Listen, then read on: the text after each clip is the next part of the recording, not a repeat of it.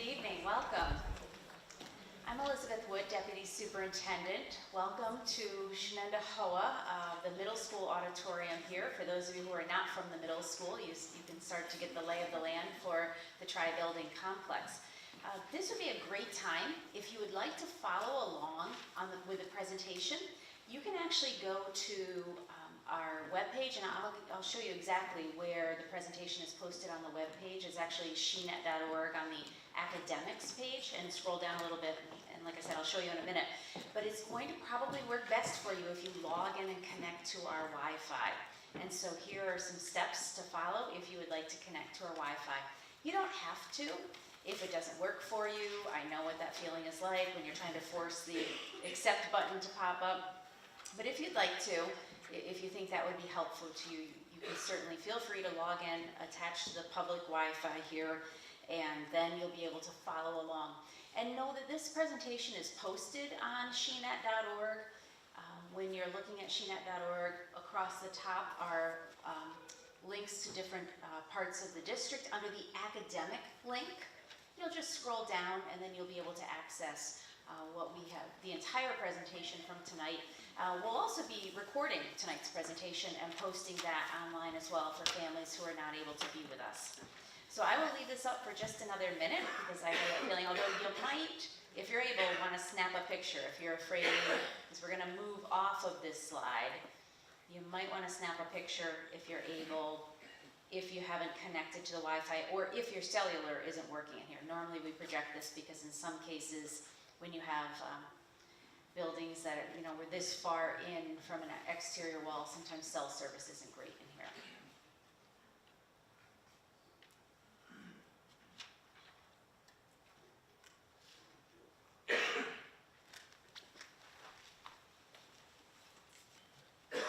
So, okay. Do you make out okay?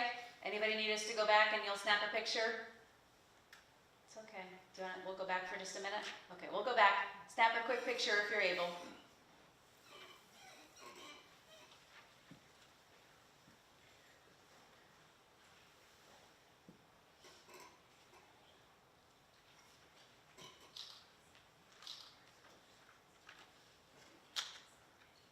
Great, okay. So we are going to give you just a quick overview of what we are presenting this evening so you know what's to come. We are going to, after I will review the agenda. After we go over kind of some early pre-setting, we're going to talk about the right path for your child. I know this is the time of year where your children start coming home and saying, oh, this teacher has recommended this, or, oh, let's sit down and review the program of studies together. And this is a time for us to talk about how to make the right decisions for your children and thinking about the long haul. Because if you are a parent of a 4th grader or a 5th grader or even a middle school student, it's really important that when you're making those decisions that you're thinking about what's to come, making sure you take a very balanced approach. So we're going to be talking about that. We're going to take a look at the different program offerings in each of our departments. And then we will have at the end of tonight's presentation a short question and answer session. And after the question and answer session, all of us who are here, and raise your hand if you're here as a Schenn administrator representing a department. See, there are several of us here, and they will each introduce themselves as they come up. We will be here, and so if you have a question for somebody from a particular department, you might want to get in line for that individual. You can also access all of us through email or phone calls to our office. We will try to have this presentation stick to 1 hour because we know many of you have other demands on your time this evening. So when you get to shenet.org, we are going to ask that you click on the academics page. And actually we can just, because I've already mentioned the index cards. Actually, no, we didn't. We were going to pass out the index cards at this point, or did we? Sorry, one year starts to blend into another. We have index cards. So while we're talking, we are going to pass out index cards. In the event you have a question, toward the end of the presentation, we will collect those index cards and work to answer as many of them as we're able to.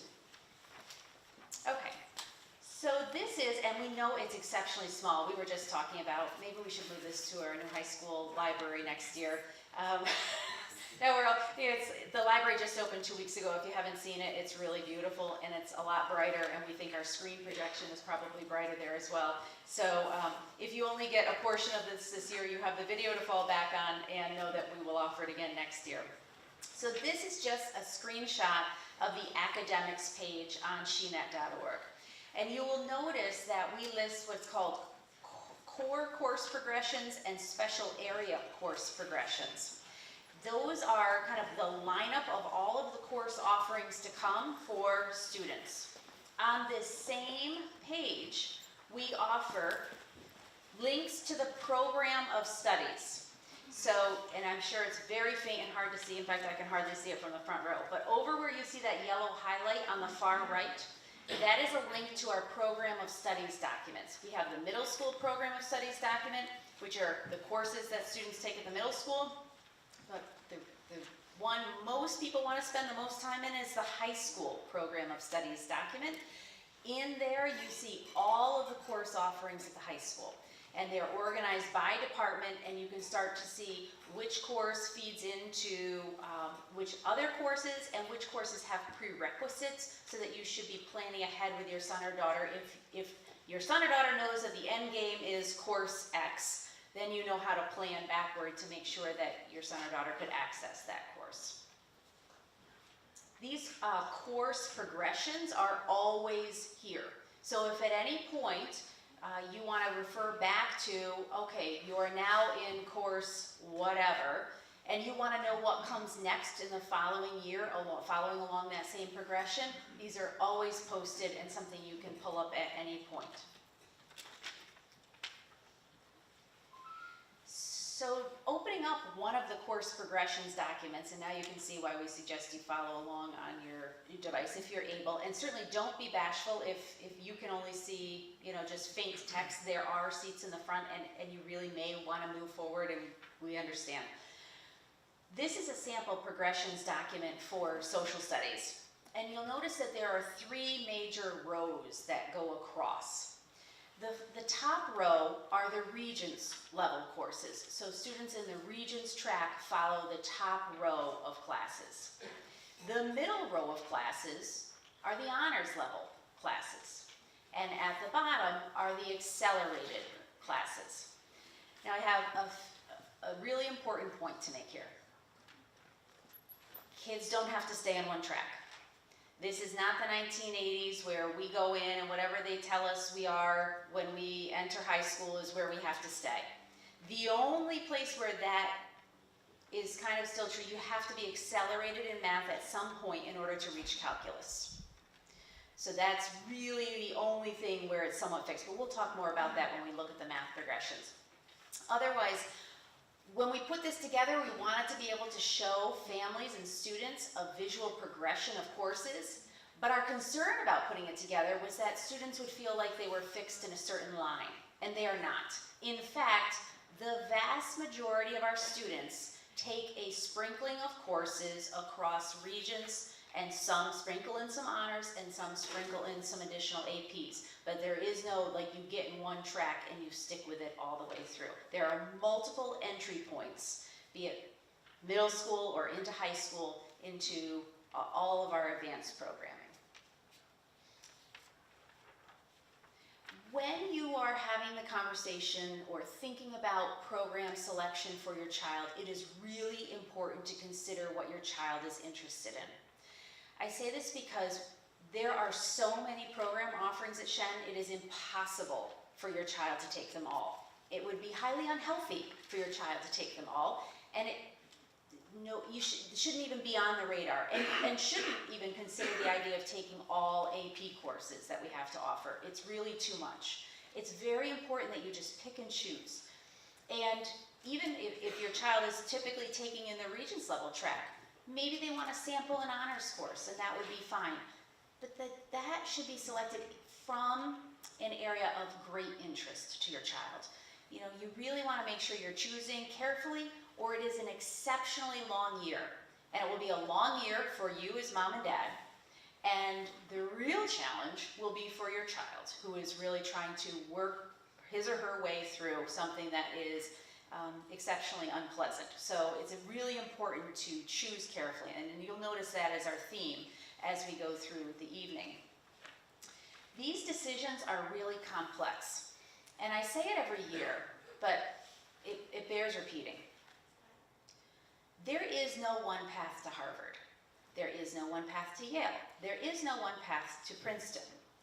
You could come to Shenendehowa and take every advanced placement course that you could fit in your schedule, and you could get superlative grades, and you could be the valedictorian or salutatorian, and the reality is you may not get into your preferred college. It is really important for the mental health and well-being of your child that you understand that as parents, and that you support your child as he or she grows and develops and makes very healthy choices through. It is a huge misconception that you need to be in every top course. The reality is we can't predict. We can't predict. We know our top students go on and get into great schools, but who defines what a great school is? And very often it's what is aligned to his or her interests. And in some cases I've heard from families, oh, my child, her heart was set on going to Princeton. Okay, well, good luck, try, but maybe you end up going to Hamilton, and Hamilton's a pretty great school. And if you don't love Hamilton, then maybe you can transfer to someplace else. And so the moral of the story is be really careful about having this thought that there is one path to get to excellence. I couldn't even identify the number of paths that there are to get to excellence. And the reality is, many of our students are going to go on even beyond their bachelor's degree to get advanced degrees. You want to make sure that your child has enough energy and stamina and loves learning still, that they're willing to go the extra mile if that is what your hopes and dreams are for your child. So be very careful about pressuring too much or thinking that there is one single answer. There isn't. There are a number of wonderful direct-to programs at Hudson Valley that we've visited recently that have wonderful programs where students are coming out very employable as electricians or automotive technicians, and maybe that isn't the profile of your child. Your child definitely wants to go into a four-year school. Well, think about the four-year school where you aren't coming out significantly in debt, your child isn't coming out significantly in debt, and your child then can build a profile if he or she chooses to go on to graduate studies or enroll in a PhD program. So the moral of the story here is it's really important to think about the long game. And the long game is having a happy life and making smart choices as you go through so that you're not completely overburdened. How many of us knew kids who were the superstar gifted children in elementary school who went on to do I don't know how to quantify like not what you would have expected, right? We all know those kids. So let's not make those our children. Not to say, I'm sure they were loved and great, but there was this sense that they had to be the top or the very best from a very young age. And it doesn't always pan out. It is much more important to nurture a child over time, and as they grow, they will find opportunities. Doors do not close. PhD programs are always there for you, and you can meander your way to them and still have access to them if that is your child's hope and dream. Am I making that clear? Can you tell that every year one of the major issues we have in Shenendehowa are children that are enrolled in courses that are way too far over them and are on the breaking point for them. And it's really unhealthy, and it makes us sad. And at the same time, we want your children to be stretched. We want them stretched while they're here. We want them working hard. We'd like the first time they have to learn how to study to be here at Shenendehowa, where you're not paying extra for a unit of credit. So you're going to try with your child to figure out that balance. And that balance might be that in 10th grade, they take their first AP course, which is World History, AP World History, because your child has a love of social studies and history. That might be the first time your child dips the toe in that, I'm really going to have to work hard, and I'm going to have to really learn to study.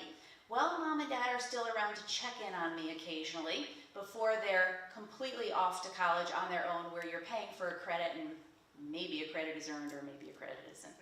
So that's where we're at. We're finding this balance. So hopefully you understand the picture up there and the fact that we are all about balance, and we would like to stretch our students, but we absolutely must do so responsibly, and we are the responsible adults. And it comes back to us because I will tell you, children experience a lot of pressure. And some of that pressure doesn't come from us. It comes from their peers and hearing what their peers are doing, and it's up to you at home to say, it's okay, I'm gonna love you just as much as I do. In fact, we might like each other a whole lot more next year if you don't take every AP and honors course that your friend is taking. All right, so you get the sense. Okay. Now, we're going to really roll up our sleeves and get into some of our progressions, and we're going to start at the beginning, which is our elementary program. And for this, we have Mrs. Kathleen Strangis and Mrs. Michelle Gabri-Huba, our academic administrators at the elementary level, and they are going to provide an overview of our elementary programming. And one of the major takeaways I want you to be listening for is the quality of the regular tier, the regular level instructional program. And I want you to be listening. Those of you who have had kids in elementary school in the last few years, you know what I'm saying. It is more rigorous than it used to be, and it's a wonderful thing for our children. So you can be listening in their presentation. Thank you, Dr. Wood. I'm Kathleen Strangis, the Academic Administrator for ELA, AIS, and Social Studies, Alphabet Soup. ELA, English Language Arts, which entails writing, listening, and speaking. And AIS is Academic Intervention Services for those students that need a little more support. Having said that, I'm so glad I heard the love of learning, because we believe at the elementary level that's one of our most important tasks, is we have to start building that foundation for that intrinsic desire to want to learn. Before we get to these pathways and before we get to talking about AP classes and building balance, we want to make sure that our students love to think. And if you pick up our documents, we have a profile of an elementary student, and in there we have these boxes broken out because thinking about the whole child, well beyond the academics, we want responsible and caring individuals, critical and innovative thinkers, collaborative participants, globally competent persons, and digital citizens. And those sound like fancy terms, but translate that into practice. We're very diligent about the idea that we need to meet the student where the student's learning would be most beneficial. And once we get to that comfort zone, we need to stretch their thinking. Having done that for English Language Arts, what does that look like? So we use a program called Journeys, and it's a core program. So it presents with anthologies, with read-alouds. It presents with small level readers and guided books on the students' levels. We have our rooms full of classic texts, if you will, children's texts, and of course our library feeds into that. And we work with small groups. That's sort of a non-negotiable, in the hopes that, again, depending on whatever the reading level is, or the thinking level, or the vocabulary level, that we can still stimulate growth in that way. Writing's part of that. We respond to text all the time. And as Dr. Wood described, that has taken on a rigorous task in and of itself. Each quarter, we respond in a different way. So we talk about telling stories for narrative writing. We talk about informational writing, how to research reports. We talk about opinion or persuasive or argument writing as I get a little older. And argument with our caretakers, mom and dads and grandmas or grandpas, are a bad thing. But argument in terms of persuasive writing is a great thing, because that's the introduction of writing, why do I solve the problem this way, or my science reports, or what is my hypothesis. So again, starting at the elementary level, our program is very rigorous in and of itself. And so we're very happy that way. We're also working with a social studies program that lends itself to diverse texts, periodicals. We use a digital resource called Discovery Streaming, which allows for lots of different media types, images, videos, all have been vetted. So it's not quite the same as if you were to go home, think of a topic and search your Google and be a little concerned about what might pop up there beyond what you wanted. These are vetted. They're for educational purposes. We have them for science and social studies content, and our teachers access them all the time. As well, the children have passwords, so they too access them. So in terms of the elementary program, I'm going to turn it over to my colleague here to talk about math and science. Good evening. So I'm going to start by talking a little bit about our math program at our elementary school. I think if we can go to the next slide, I believe, and click on our progression. So our math program encompasses a broad-based curriculum, and as you can see on the progression document, hopefully if you have it on your phone, you get a better image. We really emphasize not only the procedural knowledge, which is our fluency piece, you'll see that across every grade level, but also our conceptual understanding. We really want our students to have an understanding of why an algorithm works the way it does. And that really provides a base for them as they move on and continue to study mathematics throughout the secondary level. We also incorporate a lot of application, so that's problem solving. I'm sure if you have an elementary student, you've seen a lot of that coming home. We use a Go Math as our core math program, and it's really designed to challenge our students. It's an engaging program. It works to meet the needs of individual learners in the way that it's designed. And data has really shown that it can improve student performance over time. So it's been a very effective program for us. Our goal in math is we really want to engage students as active learners. And we want to help them develop an understanding of those mathematical concepts. We want them to enjoy exploring math. As Kathleen had mentioned, it's also about that joy of learning and to get the sense that math can be fun. So that's really important for us, for them to continue to have joy in studying. At the intermediate level, we do have an opportunity for students to accelerate in the area of math, beginning in 3rd grade. Students that demonstrate above grade level conceptual understanding based on multiple data points. We look at our local common assessments. We look at COGAT scores. We look at a gifted rating scale. So we look at lots of different data points to identify students that may be candidates for math acceleration. And then we would have them take a test of their mathematical abilities called TOMAGs.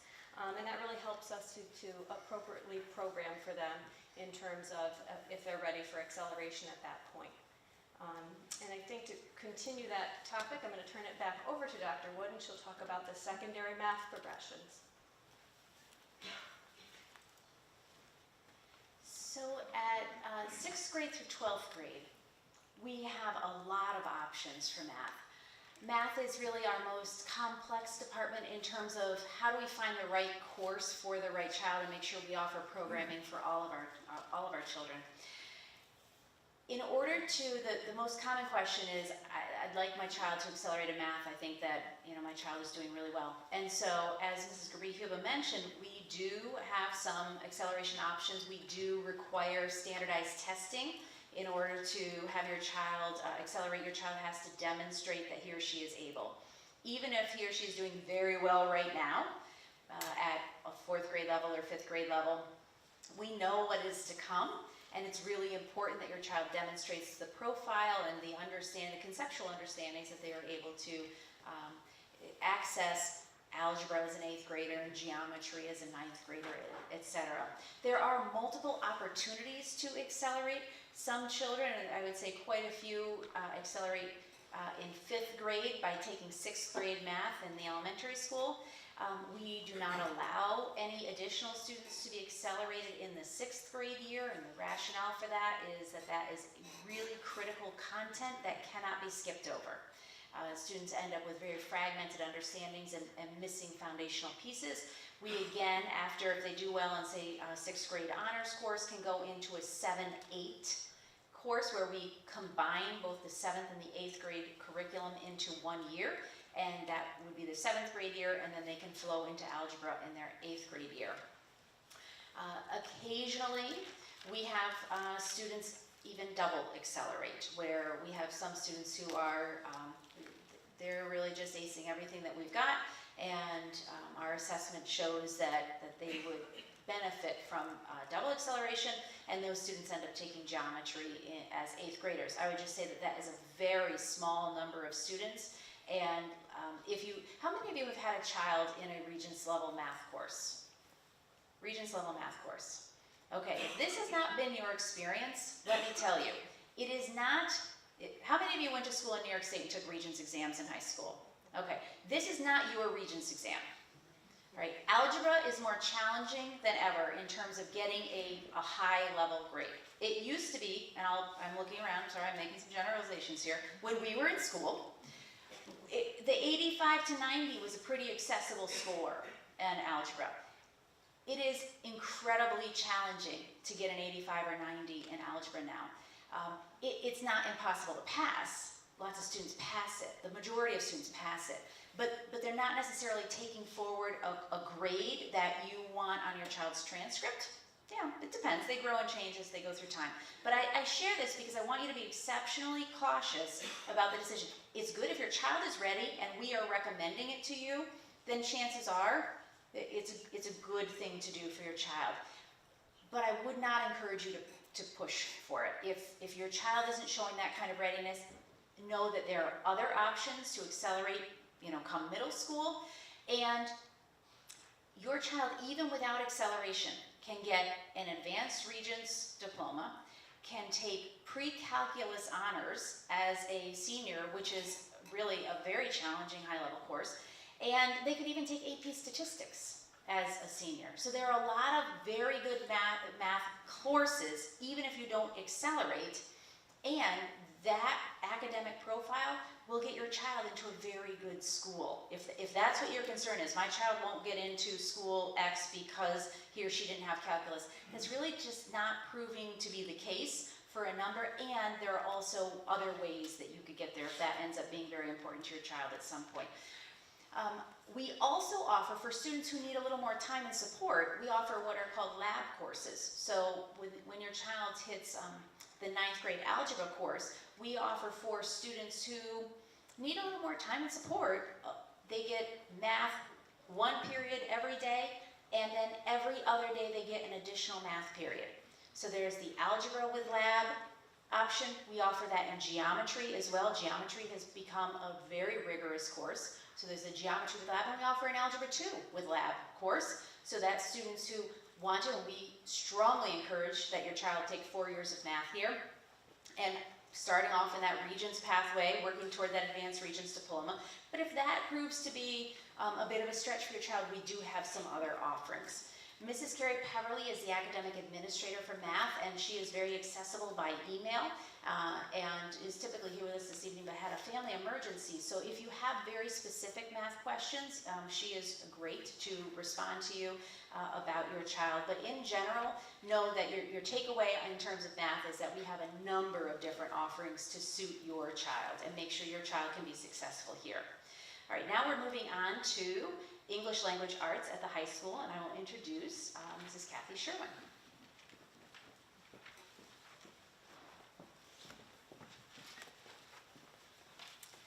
Good evening, everyone. I'm pleased to be here to talk about the rich array of courses that we offer in the English program in grades 6 through 12. Starting in grade 6, where students take 2 periods of English Language Arts instruction every single day. The majority of our students in grade 6 take a course called Reading 6, which is a reading-focused course. That is paired with a second English Language Arts course called English 6, which is a writing-focused course. And as I said, the majority of our students take both of those classes. A very small number of students takes an enrichment course called Critical Inquiry. If a student takes Critical Inquiry, he or she does not take Reading 6. Critical Inquiry is not an honors course. It is an enrichment class for our most highly able readers.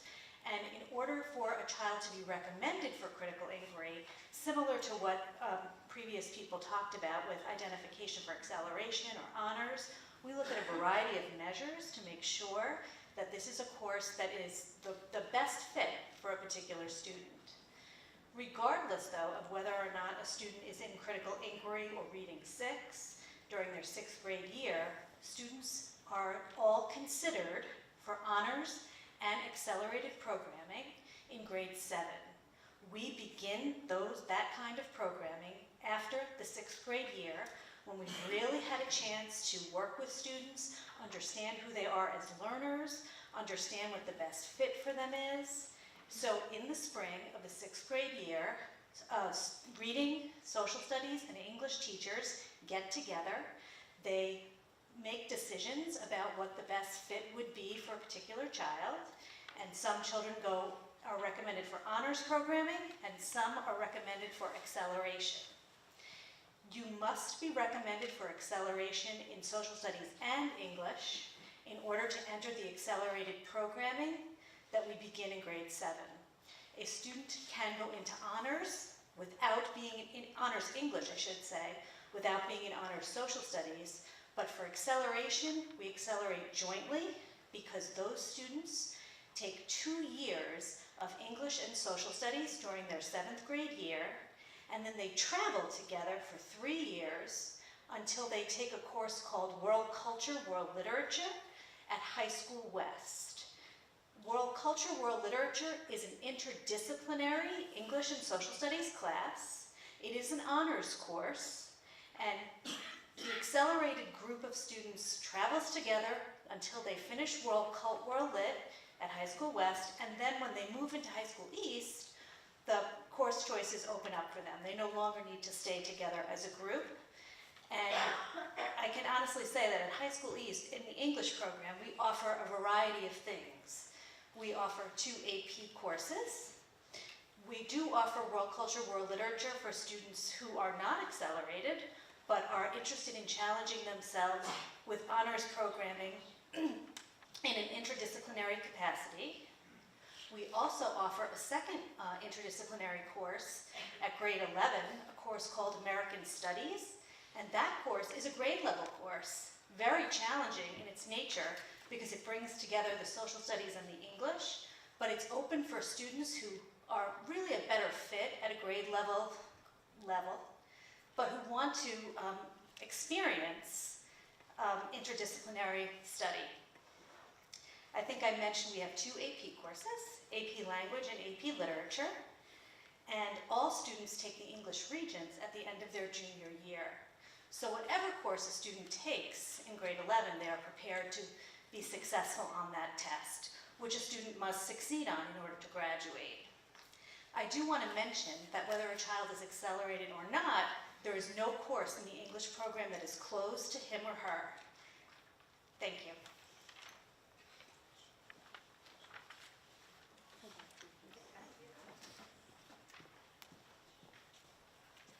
Back to me again. I'm going to just talk briefly about science instruction at the elementary schools. We really are aiming to establish a sound foundation at the elementary schools for science learning in later grades. We really are trying to capitalize on students' innate curiosity. They're so curious at the elementary level, and we really want to instill enthusiasm in them and catch them while they're young, in the hopes that they're going to carry that enthusiasm with them through high school and hopefully beyond. So I get very excited about science. Students are really given a lot of opportunities to observe phenomenon, to engage in problem solving through our science instruction, to explain their thinking, and they just really so enjoy it. They experience science in 4 domains, and those are listed on the progressions. So we have life science, physical science, earth science, and then we also have engineering, which is fantastic, another opportunity for problem solving. And those go across all grade levels and all the domains. Reading, writing, and math are often integrated in science instruction, and you'll see included on the progressions, it talks a little bit more about how we're writing in this content area, and the writing in the science domain really, we really want kids to understand that science is knowledge based in evidence, so they're really writing to support their theories with evidence, so that's really the focus in the writing in the science piece. And we have Mrs. Jeannie Lorch here, and she's going to talk about secondary progressions in science. Good evening. I am the head of science in grades 6 through 12. I'm very excited that my colleague talked about the excitement at grades K-5. I have observed a number of elementary classes doing science, and it just makes me get goosebumps when I think about how really, really excited about science kids are at that level. Because of course, when we get them at the high school, you know, it's very, very hard to impress them at high school. I love science, but you know, they of course think I'm a complete geek for liking science. So it's really exciting to see at the elementary school, you know, the kids just get really, really energized about something as simple as weighing something. But it does set the stage for the 6 through 12 science program. As Mrs. Gabri-Huba said, science is the intersection of English, math, and science. So if you want to do well in science, you need to be able to read, you need to be able to write technically, you need to be able to apply mathematics to real-world engineering problems, for example. And so in grades 6 through 8, we don't really have any pathways other than Science 6, which is Earth and Space Science at a middle school level. Science 7, which is basically life science at a middle school level. And then Science 8 is a combination of physical sciences, chemistry, and physics at a middle school level. We do also accelerate a subset of the accelerated math students in science. The most common question I get about that is, why does my child have to be accelerated in math in order to accelerate in science? And the explanation for that is that it is not so much that the child can't really handle the earth science in grade 8 or the biology in grade 9, but what we do find is that in grade 10, when they're trying to take chemistry without the underlying math skills, they are not successful there. So if your child is not being accelerated in science because they're not accelerated in math, it's really because we need to make sure that they are through geometry successfully before they hit chemistry. So that's the explanation for that. When the students get into high school, 9th grade, if they are on grade level, not accelerated, they typically take earth science, the Regents level or honors level. 10th grade is biology, honors, or Regents. 11th grade on grade level is either AP chemistry, honors chemistry, or Regents chemistry, and we have principles of chemistry as well, because really chemistry is where they begin to really, really struggle. Even if they've been really strong in science all the way up to that point. Chemistry is probably the first time that they will hit a time when they need to ask for help. So we have 4 different levels of chemistry at grade 11. And then in grade 12, the typical student would take the Regents physics. We also offer college physics through Siena College. And we have also a Principles of Physics course as well for those students who may be going into a technical field, going to Hudson Valley for a couple of years, going into HVAC, or some of the programs that Dr. Wood mentioned earlier. And those kids are coming out and making a very, very good living after a 2-year degree at Hudson Valley. So we want to make sure that they are prepared as well with the very basic foundational science skills that they need to be successful in those career and technical programs. If the student is accelerated, they really just follow that same pathway, just a year earlier.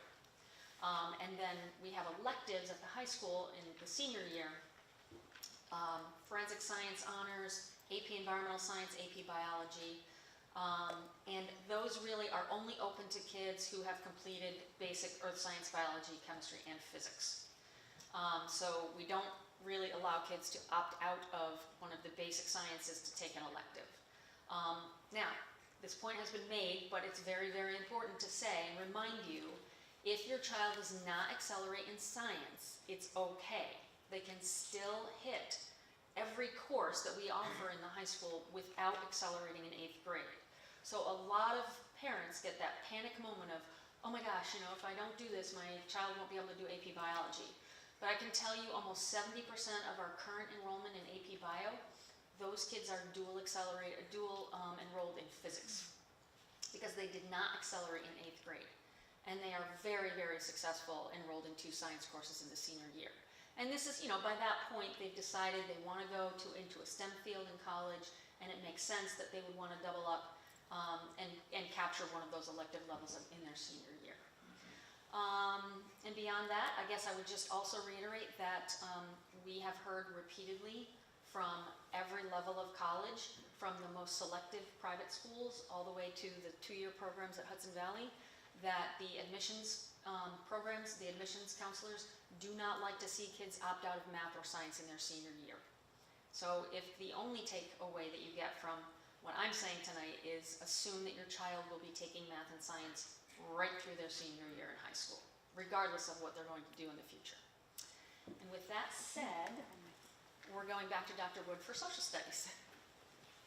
Great, and if Mrs. Lorich had not said that, I would have said the same thing. 4 years math, science, we all have lots of offerings, very important. Okay, for social studies, I'm filling in for Ms. Kissinger, who wishes she could be with us this evening. In social studies, we offer 2 AP courses, which I will highlight. The first being in 10th grade, which is AP World History. It's challenging, it's interesting, it's challenging.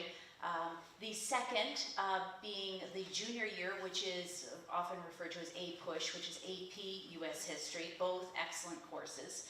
We also offer, as Mrs. Sherwin mentioned, World Cult World Literature, which is an interdisciplinary course where English and social studies are linked. So 2 classes are together back to back. You get your English credit and your social studies credit, and you stay in that class for 2 periods. Did anybody here go to Schenn? Oh, here we go. Okay, how many took World Cult World Lit when you were?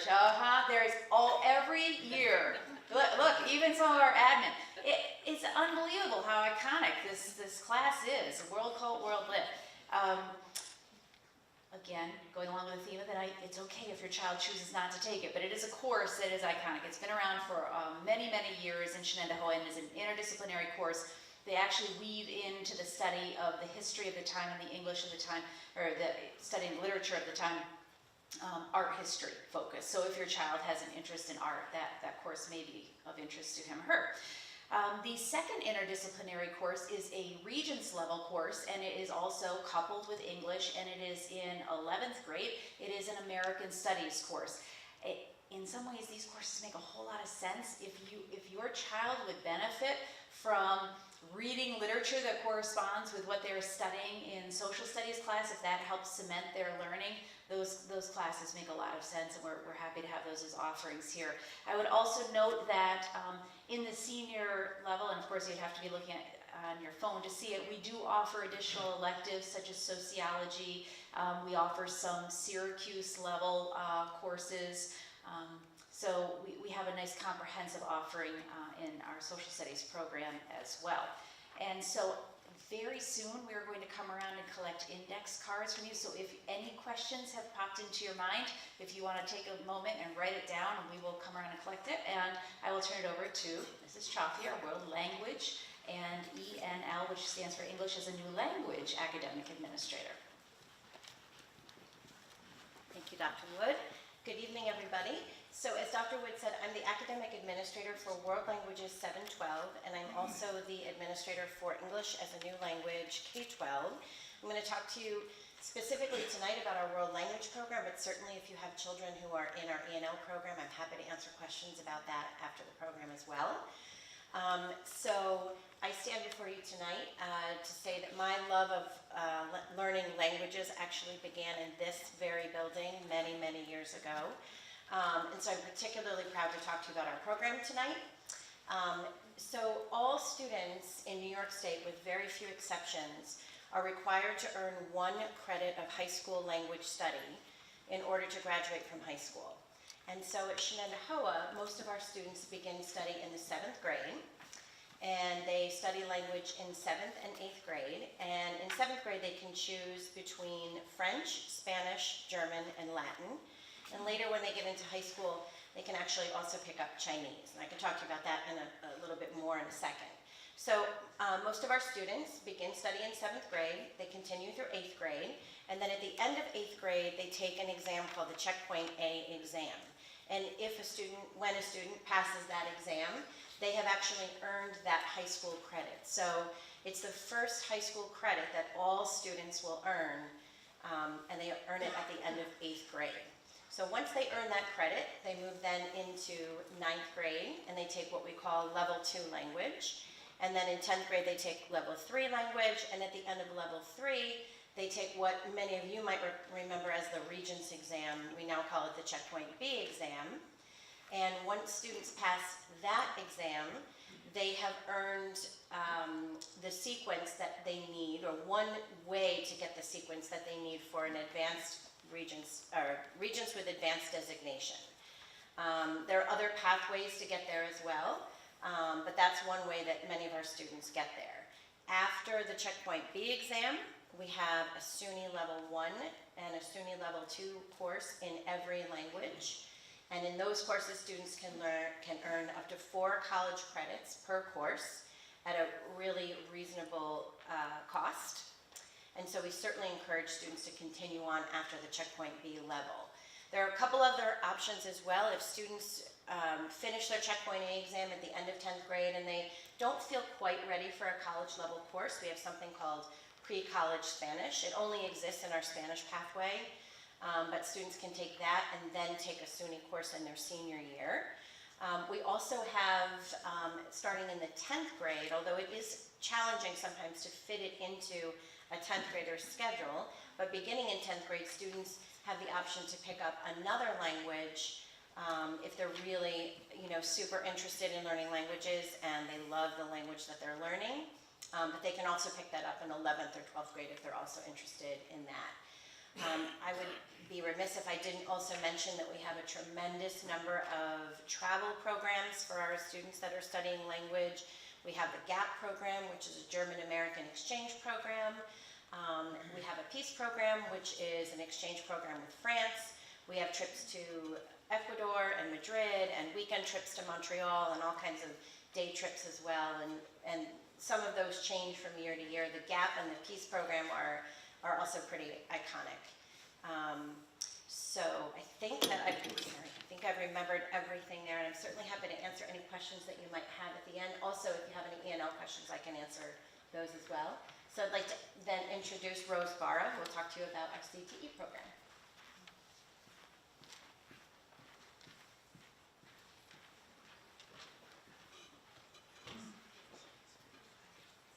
Thank you and good evening.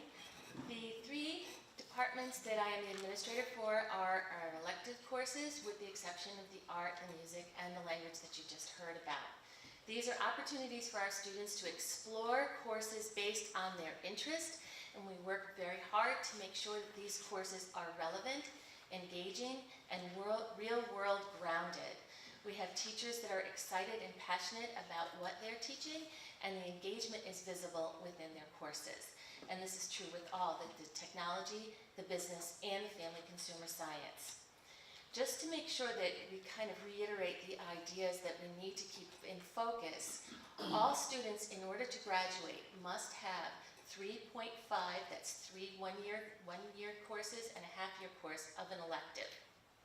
In order to get that designation that was referred to, the Regents Diploma with Advanced Designation, a student must have a sequence of 5 electives, usually in the same area, although there is some flexibility to bounce around based on the interest of the student. So we'll first take a look at the technology courses that we have to offer. The technology programs begin in the 9th grade, and the technology courses that are offered in the 9th grade also qualify for the 1 unit of art that all students need to graduate.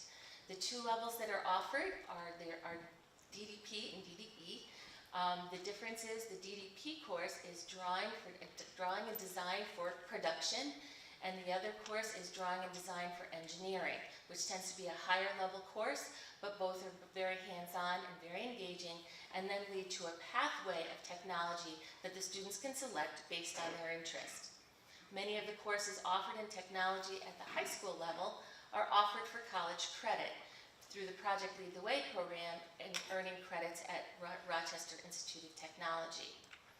One thing that we have onboarded this year that's being very successful are a couple of extra computer science courses within our program, and that's based on feedback from the students. The students have this interest naturally in coding and wanted to see more offerings in our program.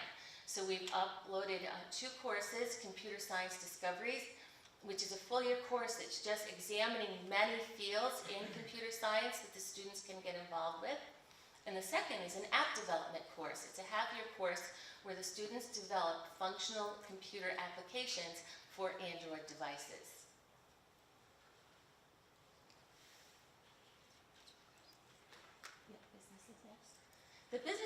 it doesn't begin until 10th grade.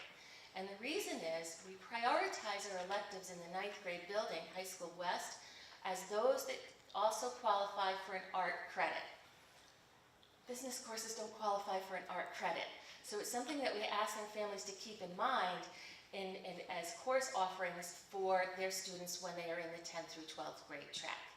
And while, again, there's some accounting and there's some marketing, we work really hard to make sure that what we're developing are professionals that are ready for the workforce. And everything in the business program keeps in mind what those qualities are that we hear from the workforce all the time. Arriving to work on time, dressing professionally, able to communicate in a professional manner, able to manage their finances. All of these things are very key topics that we cover in our business program. The Family and Consumer Science program really has 2 levels. In the 9th grade building, we offer a course which is divided into 2 half-year courses because it qualifies for the art credit. The students that take the Family Consumer Science course in 9th grade are exposed to fashion and design and home design. And the students that get into the home design tend to love it so much that they'll start to go into the technology track that leads to architectural engineering. Once we get into the 10th through 12th grade FACS track, we're focusing on child studies. And the reason is that there's studies that show that there's growth in the areas of behavior management, psychology. With the rising increased awareness of mental health, these child studies courses lead to these kind of careers that are important and that are growing. I think that's it. And now for music and art.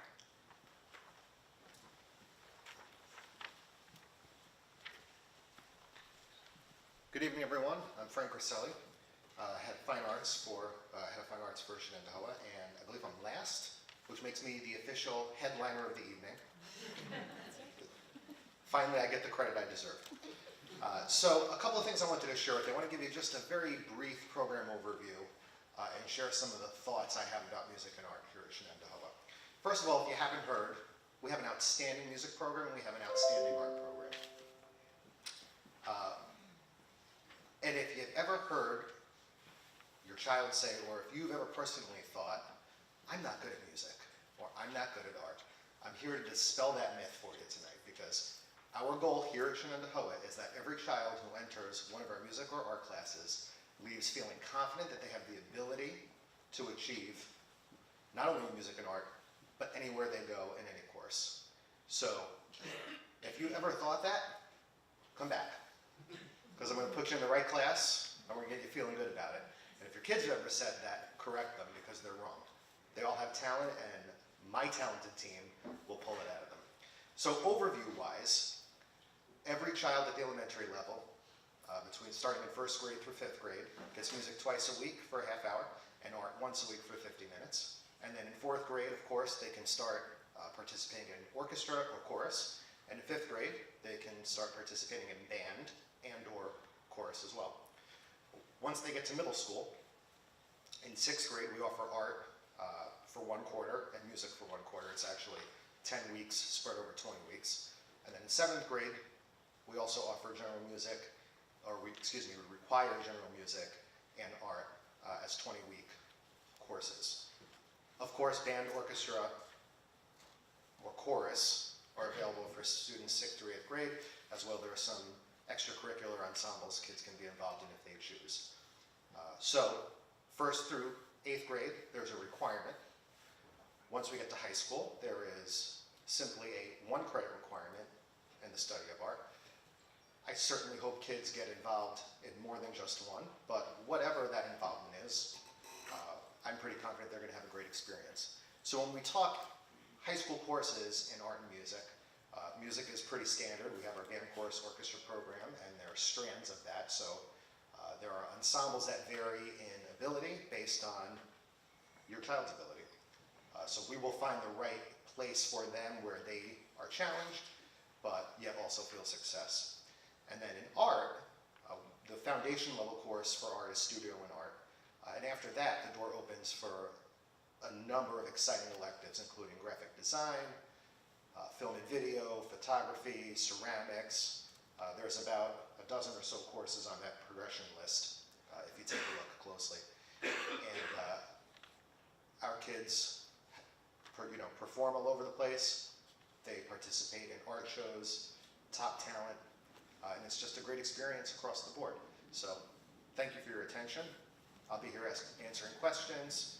I hope to headline again next year, if that's possible, Dr. Wood. I'd like to put my request in now. Yes. Have a great night. All right, thank you. All right, so we have some questions from you. We hope to have the answers. So, this first one says, what percentage of Schenn students earn each type of diploma? And you'll notice me looking at the team quite a bit here. So, I don't remember the exact number. The exact number varies from year to year, but we've been somewhere between 64 and 68% of advanced Regents diploma, which is the highest diploma level for the state. Really what, you have to pass your Regents exams, and you have to take Algebra 2 is usually the one that is the holdup for students, whether or not they can make it to that advanced Regents diploma, but we want all of our students taking 4 years of math. We try to support them in a multitude of ways. Even if they're not going to go on and do something math and science in college, it is an excellent foundation. I couldn't tell you about I'm assuming the Regents is kind of the opposite side of that number, so somewhere around 30%.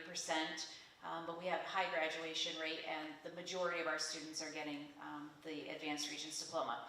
So the next question is, what is the difference between an honors course and a Regents course?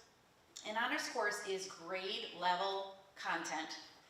It is just more rigorous. It is more deep thinking is expected. Students are expected to make connections at a higher level. Certainly if it's an English-based course, you're going to be stretched to be reading literature that is a few grade levels ahead.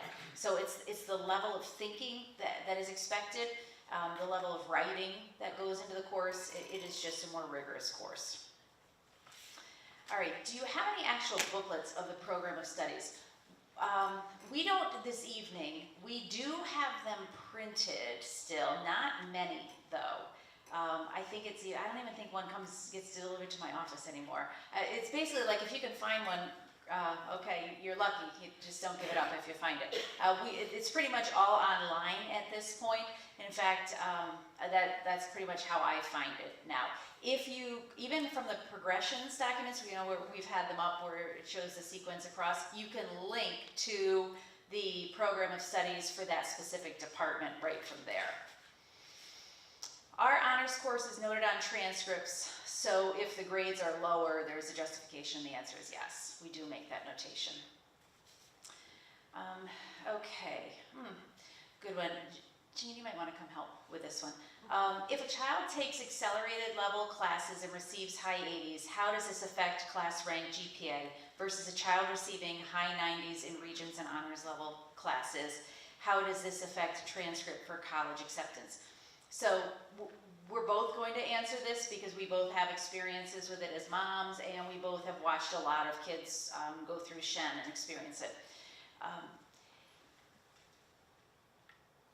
Many colleges are really okay with you. They want to see you taking a rigorous course load, not buried in AP exams, but stretched, and it's okay to have a slightly lower grade in those classes.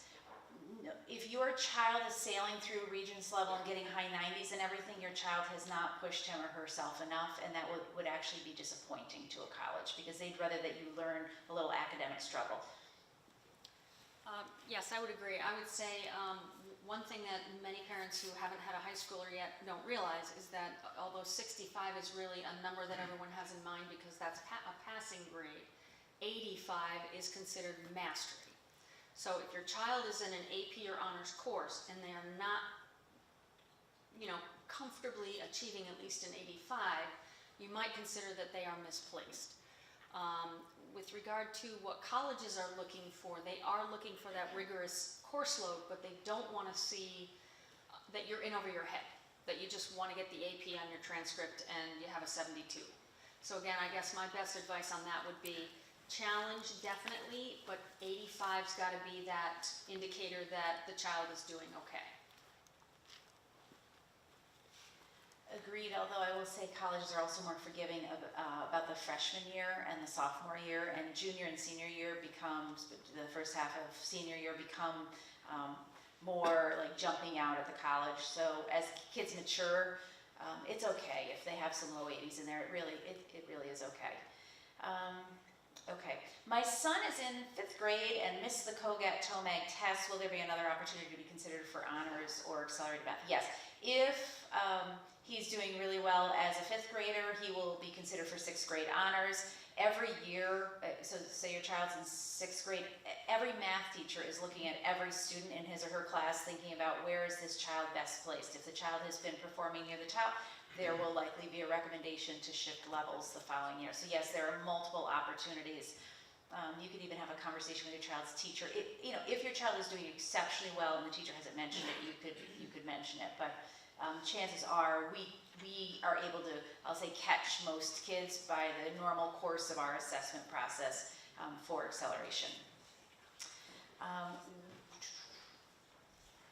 When a kid is accelerated in math, when can they be considered for double acceleration? So if they move into the middle school already accelerated and then they go into that 7, 8, let's see, they take 6th grade as a 6th grade math as a 5th grader, they go into 7, 8, the really top exceptional ones can go into 7, 8 combined and then move on to algebra. But that is a very small cohort of students, but it does happen where students, it usually happens in middle school. By the end of middle school, that cohort of the double accelerated has already formed.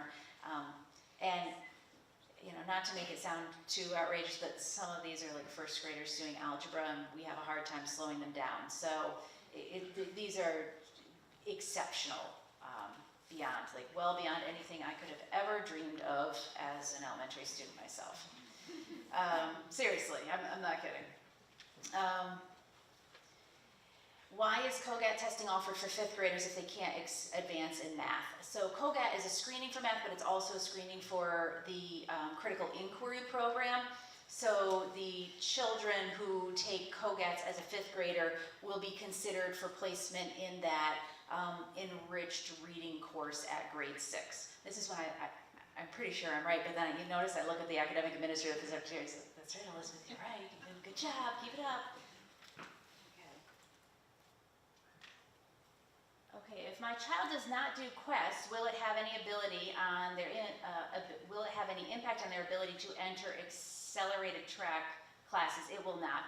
We actually, because of the way we format Quests at the elementary school, where some of the students who qualify for the program leave their elementary school for a day and go to Quest, so they're in their elementary class 4 days a week and then they're in Quest the 5th day. We have parents who feel like that just isn't going to work for my child, and that's totally fine, and we respect that, and that in no way impacts whether or not your child can move forward into critical inquiry in 6th grade or any of the other programs ahead. Sorry, I should have been blessed with 6 fingers here. I think I did all these.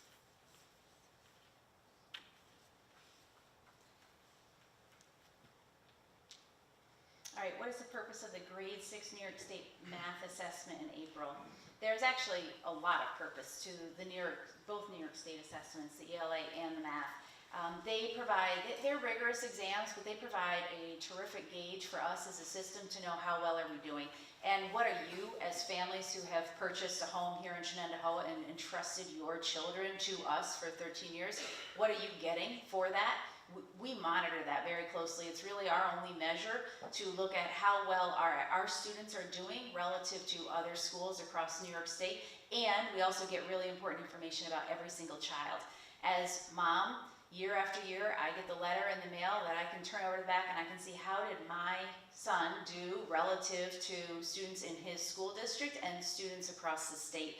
That's valuable information for me. I'm able to monitor his progress relative to his district and the state every year as he goes through our system. So not only do we as a school district get really important information for us to tell, are our efforts paying off and are you getting what we think you deserve and what we think your children deserve from us, but also as educators, we're able to track the progress of your individual children and you are able to do the same as well. So who makes recommendations for Math 6H? So it's predominantly, actually, Michelle, do you want to come up and talk about how you work with Carrie Powerley to make the determination for Math 6H?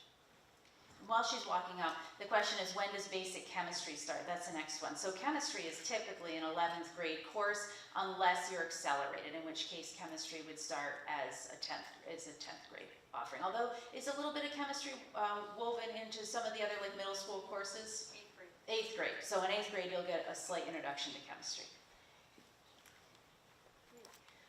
So as Dr. Wood mentioned, we do not accelerate students at 6th grade. That's just a critical year in mathematics. So students in 5th grade will have an opportunity to possibly be placed in a 6 honors class. It'll be the same curriculum, the 6th grade curriculum, but perhaps a little bit more rigor. And those decisions are made based on numerous data points, common assessments, the COGAT test. So Mrs. Peverly is our administrator for Math 612, and she gathers all of that data and looks very carefully at the students, and that's how she makes the determination. Great. And last one before we wrap up, and then we allow individual questions if you choose to come forward, is how does it work if you want to drop from acceleration to honors? Well, depends on when you're looking to do it, and sometimes not very well. So really, middle school can kind of make it work. It can be very awkward for a child. It typically means if they're in middle school that they'll be repeating the same course. So if they were accelerated in math and all of a sudden it's not really working out for them, you could have them repeat that course the next year at the grade level. This is one of the times where size is our friend, and many times if it was a sensitive topic to the child, others may not notice if that was the case. It gets really tricky at the high school because you cannot take the same course twice and earn credit. You can only get credit once from that course. So hypothetically, you pass the course your first year, but you're thinking you're really working super hard and you're getting that 65 or the 68. You pass, you get your credit. You can't ever earn that credit again. You can retake a Regents exam and boost your Regents exam. So again, that's in part, it's a great question because in part it's why we make sure we screen the students so carefully because what we don't want to do is set them up for major challenges going forward. I saw one hand and then we'll say thank you. She ended up getting accelerated in all 4 classes. The workload has been excellent. But with that in sports, she's realizing, especially now, what we didn't know in 6th grade is that they really want you to continue the math and sciences. So you don't really ever catch a break being accelerated in all 4 classes. So she is debating the world called World Lit. And is there a way for these kids to get out at some point? And, I understand that they're capable of doing it, but knowing that they are going to continue at this pace as 8th graders for the next 5 years is a lot on their plate.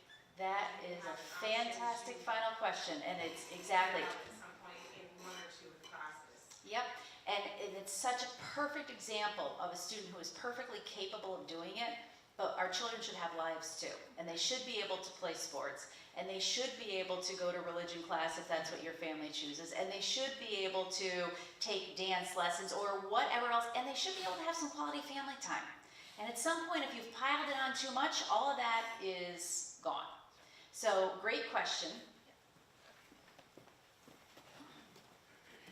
So I'm going to speak really with regard to acceleration in social studies and English because you mentioned world culture, world literature. When students begin acceleration in English and social studies, they start in their 7th grade year and they travel as a cohort for 3 years together. They really don't have a choice of the courses that they take. In their 7th grade year, that first year of acceleration, they take 2 years of English and social studies in one course. That's the 7-8 course. English 7-8 or social studies 7-8. From there, they take their first high school credit-bearing course in English and social studies as in their 8th grade year. So for instance, an accelerated student in his or her 8th grade year would take English 9 honors or Global 9 honors. So by the time that an accelerated student finishes their 8th grade year in middle school, they've earned 2 high school credits. And as Dr. Wood said, you cannot earn credit a second time. So from there, when students travel to High School West, leaving middle school, the course that they take is the World Culture, World Literature course. It is an honors course. It is technically a 10th grade honors interdisciplinary course, but the accelerated students are taking it in their 9th grade year at High School West. It's the only option for accelerated students at High School West. So if a student were to say, I want to leave the accelerated program, they cannot take another 9th grade course. Their only option, if they don't want to take World Lit, is to get on a bus and travel from High School West over to High School East to take a 10th grade honors course, because World Culture, World Literature is the only one offered at West. So timing is really an issue if a child wants to leave acceleration. I think if a student wants to leave acceleration, they need to do so before they get the credit for 9th grade in English and Social Studies. Otherwise, it becomes much more complicated. We understand the phenomenon. We've heard it before. And as Dr. Wood said, that's why we really try very hard to get the exact right students in that accelerated program. And it's a very, very small number of children. Oh, and that English social studies class was phenomenal. Yeah. She got more work habits, study habits.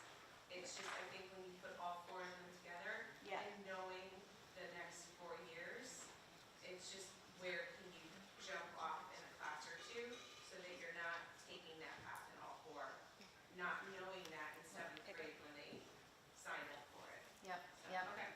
Great point.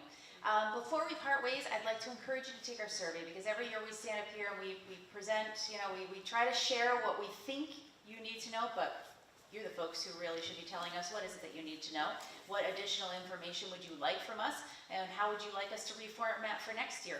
So if you are in the presentation online following along, then you can click on the link to the parent evaluation survey. If you are not, there is a shortened web address that you can access. So it's the http:// can you believe this is the shortened bit.ly address? bit.ly/AC